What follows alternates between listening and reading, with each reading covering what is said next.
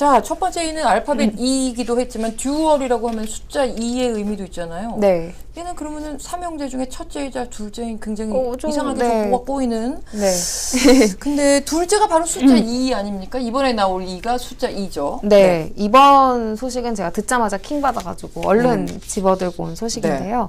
포스코에서 직원들의 임금은 3년 동안 평균 2%, 그러니까 거의 매년 2%씩밖에 오르지 않은 반면 회장의 임금은 2배로 늘었다는 소식입니다. 무려 6개월새, 1년도 아니고. 그래서 사실 2%면 최근에 물가 상승률이 어마어마한데 깎인 거나 다름없는 그렇죠. 오른 게 아닌 거잖아요. 거죠. 네. 네, 올해 근데 물가 상승률이 5.6% 뭐 이렇게 나올 거라 그러는데. 네. 회장님이 받은 금액이 정확히 얼마냐면 상반기에만 6개월 동안 18억 8,400만 원이었다고 합니다. 이게 작년 하반기에 받은 9억 8,600만 원에 비하면 이제 2배 거의 2배가 된 거네요. 거죠. 네. 근데 포스코 직원들이 조금 더 열받을 만한 게 포스코가 지금 비상경영 선포한 상황이잖아요. 그렇죠. 그러니까 다들 뭐 이 2% 인상에도 다 동의를 하고 비상경영 상황이니 허리띠를 졸라매자 이렇게 했을 텐데 근데 이 회장님의 보수는 이렇게 많이 늘었다면 아니 우리는 다 허리띠 졸라매는데 저건 뭐냐 하고 그렇죠.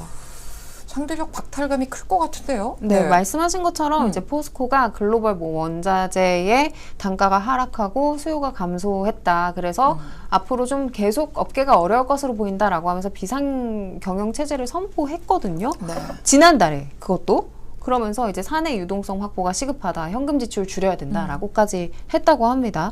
그런데 이제 회장 임금을 이렇게 많이 올린 거잖아요. 네. 그래서 회사 측은 이 인상된 회장 임금에 대해서 2분기에 역대 최대 실적을 냈기 때문에 그에 따른 성과 보상으로 준 것일 뿐이다라고 이제 해명을 했고 이 회장뿐만 아니라 성과에 따른 거기 때문에 뭐 사장, 부회장 등도 비슷한 비율로 올랐다라고 해명을 했는데 이 해명이 논란에 더 부추겼습니다. 네, 그렇겠네요. 네, 사실 포스코 같은 경우에 이제 코로나19로 어려운 상황 속에서도 이제 작년 사상 최대 영업이익을 기록했다고 하거든요. 그러면은 이게 직원들한테 좀 돌아가야 되는데 임원들에게만 이렇게 성과가 그렇죠. 돌아가니까 당연히 반발을 할 수밖에 그렇죠. 없는 사상 거죠. 최대 영업이익을 냈으면 직원들의 임금을 올려주거나 직원들한테 뭐 대형 인센티브 같은 걸 줘야 되는 건데 네, 그러니까 회사가 잘 되는 건데 직원들의 피땀 눈물 아니겠습니까? 그렇죠. 참.